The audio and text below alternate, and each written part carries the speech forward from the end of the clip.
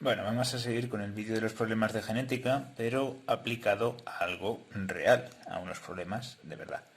No tengo los enunciados delante, pero voy a intentar explicar cómo desglosarlos, cómo desmenuzarlos, mientras los enuncio verbalmente, según se me va ocurriendo. Vaya, los que tengo, digamos, más a mano, o que son más reales, con respecto a lo que es un problema de genética de verdad, ya los hemos visto en clase.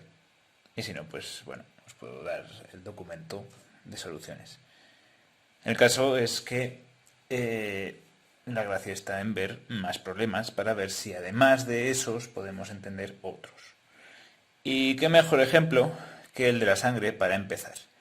Por lo tanto, imaginamos, voy a escribirlo mientras lo voy verbalizando, para que veamos cómo se puede efectivamente ver el planteamiento de un problema. Si tenemos a una persona que es de tipo A, ¿vale? Nosotros no sabemos cuál es su genotipo, sabemos solo que es de tipo A, nada más. ¿Vale? Si es de tipo A y va a tener hijos con una persona de tipo B, ¿vale? Hasta ahí bien, ¿no? Sabemos que van a tener que ser estos genotipos sí o sí.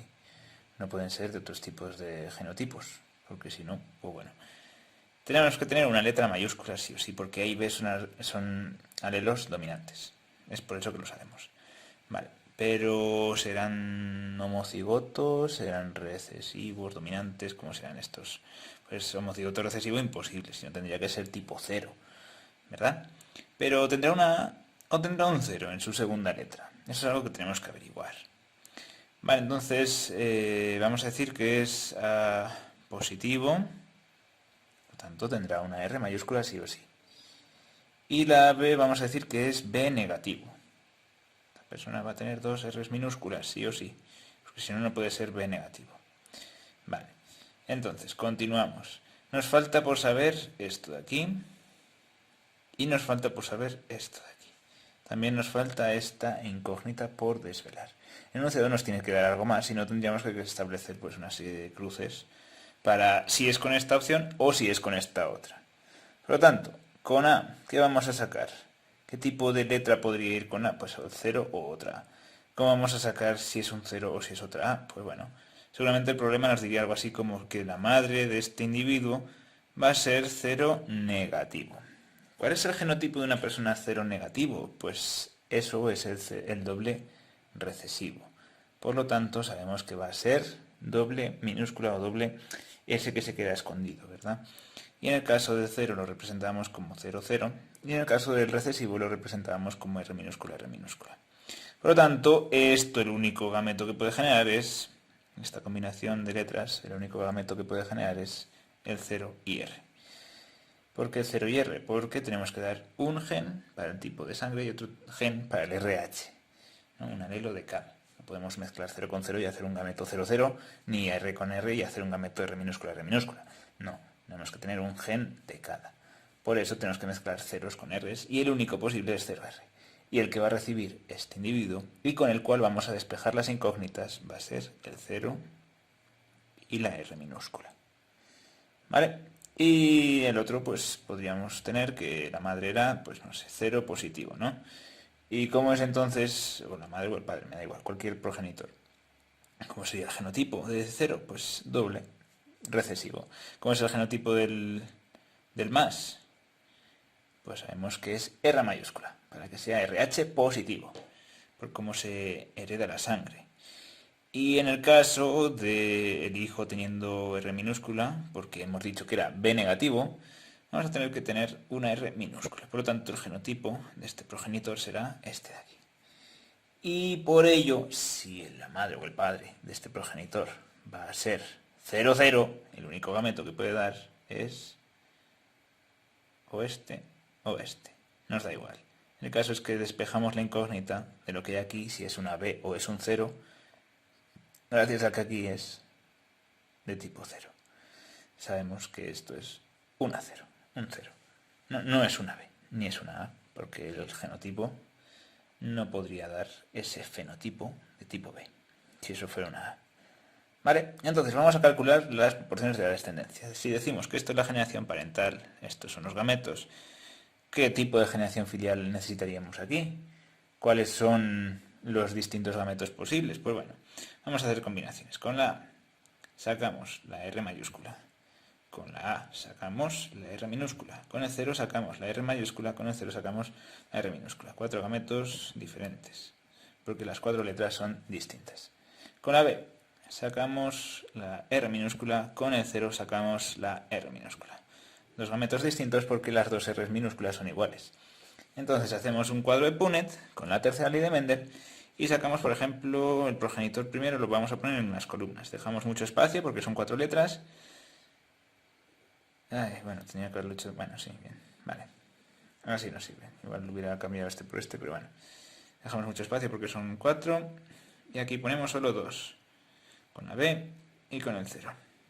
Hacemos el cuadro de Punnett.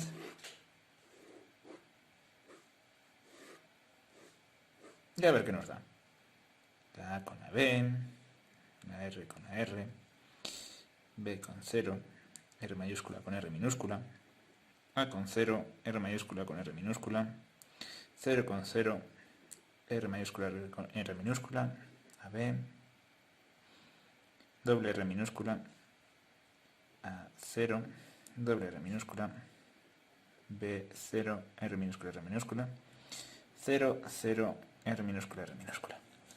Y tenemos el cuadro de Punnett hecho. ¿Qué tenemos que hacer ahora? Vamos a interpretar los genotipos. No hemos escrito el problema, lo he dicho sobre la marcha, pero el problema nos podría pedir ¿cuántos genotipos distintos hay? Bueno, todas las combinaciones distintas que vemos aquí, en la tabla de Punnett. Con responder la tabla de Punnett sobraría. ¿Cuántas proporciones de fenotipos distintos hay? Vamos a traducir este conjunto de letras a fenotipo.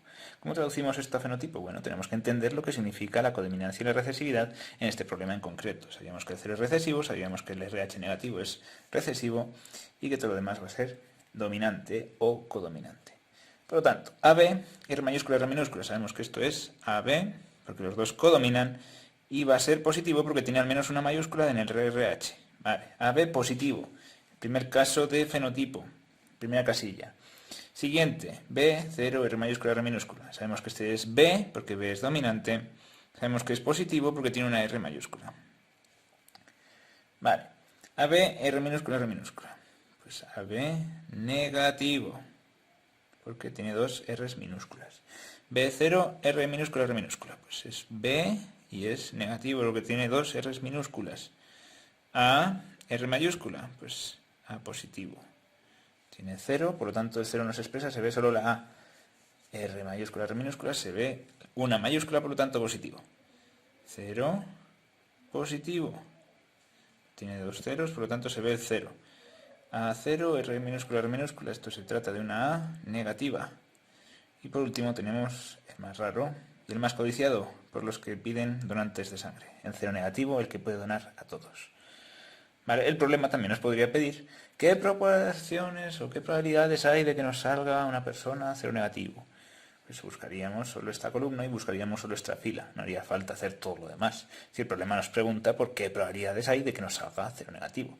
Sabiendo qué gameto necesitamos para el 0 negativo, solo tendríamos que buscar esta casilla y ya está.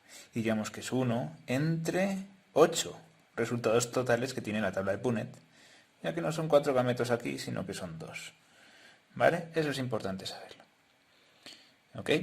¿Qué más problemas podríamos hacer con esto? Pues imaginaos el caso de el don Diego Noche, por ejemplo. Vamos a decir que el don Diego Noche, que hemos visto en casos de codominancia, va a tener, por ejemplo, las flores axilares, como es el caso de los guisantes, ¿no?, que veíamos antes. Podemos tener las flores axilares en la axila, por así decirlo, de la planta, o las podemos tener terminales, es decir, al final de la rama. ¿Vale? Y si esto es el caso, también podríamos tener color rojo, color rosa o color blanco. Sabemos que rojo no domina sobre blanco, sino que son iguales. ¿Vale? Vamos a decir que este es el dominante y este es el recesivo. Por lo tanto, nos sirve AA mayúscula o el heterocigoto para hablar de flores axilares o flores terminales. Vale, y entonces vamos a plantear el siguiente cruce. El heterocigoto doble con el heterocigoto doble, es decir, una tercera ley de Mendel normal y corriente, pero con codominancia, es decir, con 3 colores posibles. Así pues, lo que vamos a hacer es plantear un cruce de 2 dihíbridos heterocigotos para los 2 genes. Vamos a tener letras distintas en los 2 alelos, para representar los 2 alelos. Entonces cruzamos una flor rosa, RB, vamos a ponerlo aquí, venga, rojo, rosa y blanco. Y que va a tener las yemas, las flores, las va a tener axilares. Rosa con flores axilares se cruza con rosa y flores axilares. Por lo tanto, esto es la generación parental. Vamos a sacar los gametos. Van a ser todos ellos distintos, porque tenemos todas las letras distintas. La R la juntamos con la mayúscula. Ahora con la minúscula. B con mayúscula, B con minúscula.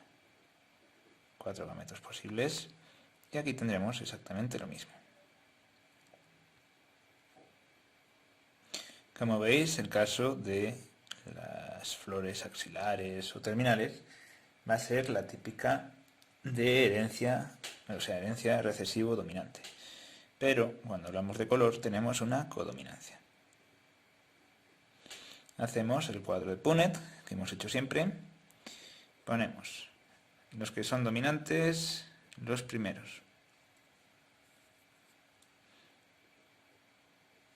Después seguimos con cualquiera de los intermedios, B A minúscula, B A minúscula. Vale. Tenemos los 4 gametos de un progenitor haciendo columnas, de otro progenitor haciendo filas, y empezamos a combinarlos. ¿Qué proporción fenotípica cabría esperar en los descendientes? Pues es lo que tenemos aquí.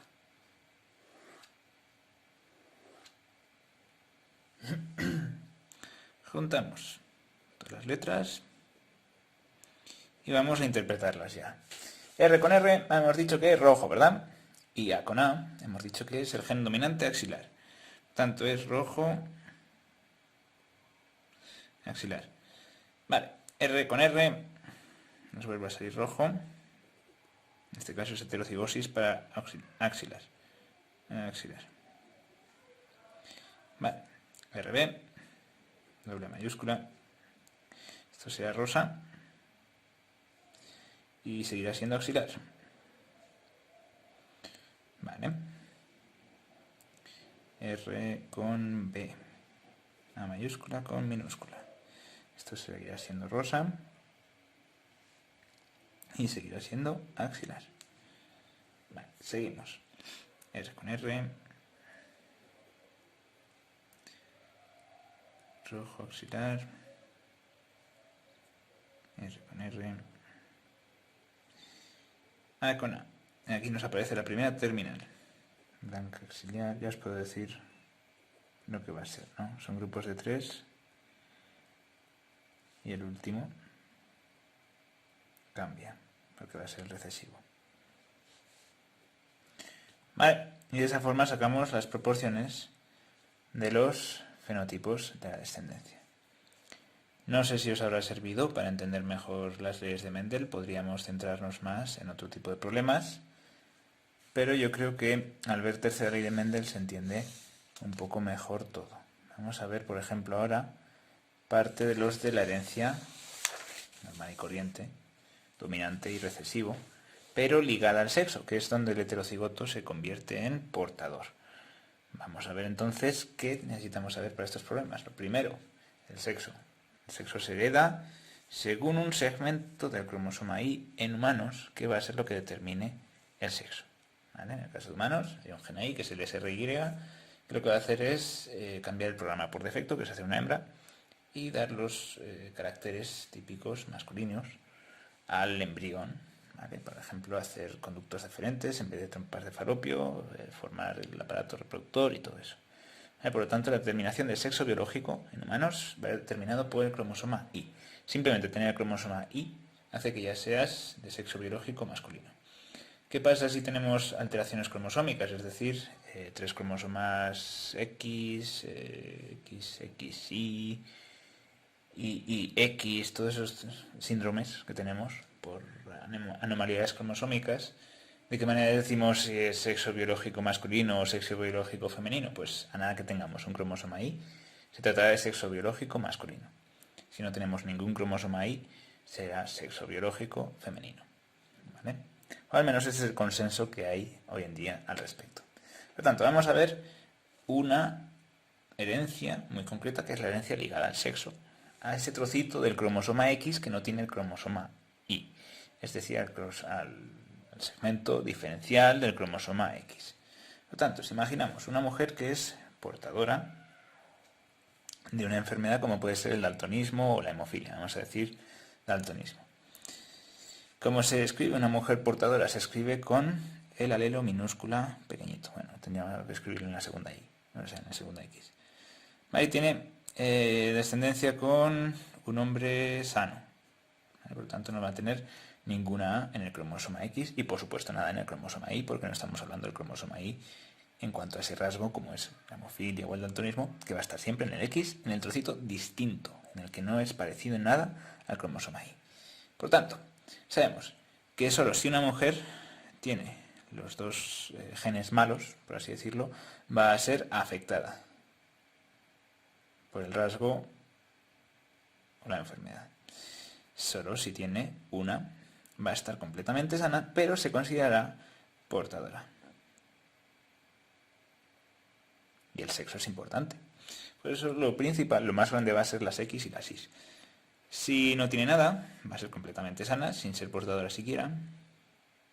Y los hombres, pues no van a tener esa suerte de poder ser portadores. Si no tienen nada, están sanos, y a nada que tengan algo, van a estar enfermos. ¿De qué manera? O van a estar afectados.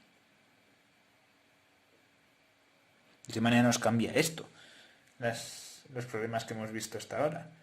Pues muy sencillo, aquí ya no hablamos de dominancia y recesividad, es que es como si este alelo fuera dominante en hombres, pero ahora de repente es recesivo en mujeres. ¿Cómo es posible esto? Pues que ahora el sexo importa, pero no es otro gen distinto que se le da independientemente, como sería la tercera ley de Mendel, no, es una herencia sencillamente distinta.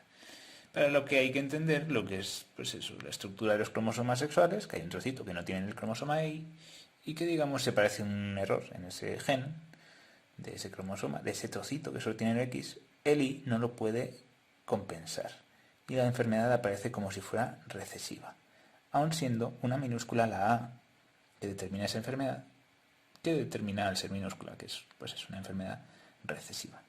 Vamos a calcular pues las descendientes de esta pareja. Como veis, es más frecuente que sean hombres los que lleven la enfermedad que sean mujeres, porque las mujeres se pueden salvar siendo portadoras. Esa es la clave de este tipo de problemas. Tanto hemofilia como daltonismo van a ser más frecuentes en hombres que en mujeres, porque los hombres no tienen esa copia de seguridad, ese trocito del cromosoma X que les ayuda a tener esa copia de seguridad para arreglar este tipo de problemas genéticos. Por lo tanto, sacamos de la generación parental los gametos. Los gametos posibles van a ser estos de aquí. El hombre va a ser el que decida el sexo biológico del cigoto, por lo tanto tendrá X para hacer hija y para hacer hijos.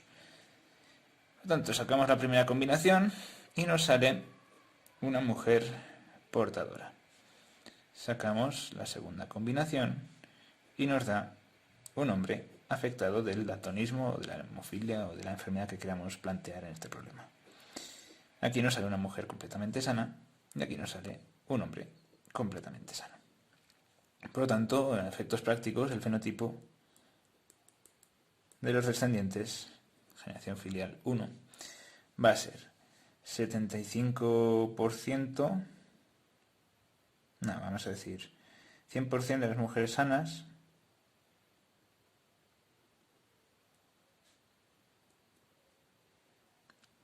y 50 afectados,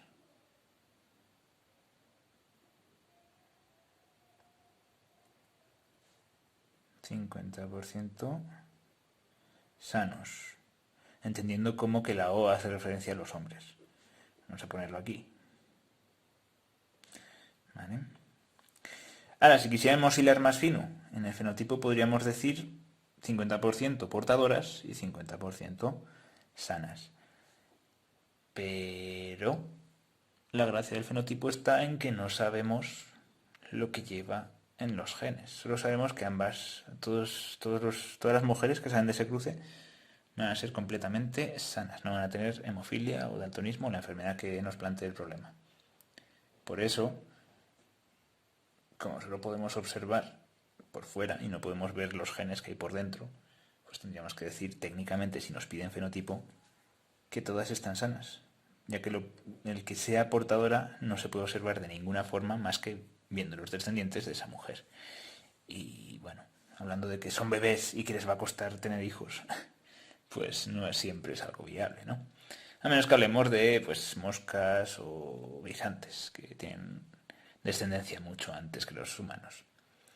Vale, aquí algunas pautas básicas sobre cómo hacer estos problemas. Recordad que tenéis los problemas resueltos, podéis consultarlo cuantos queráis.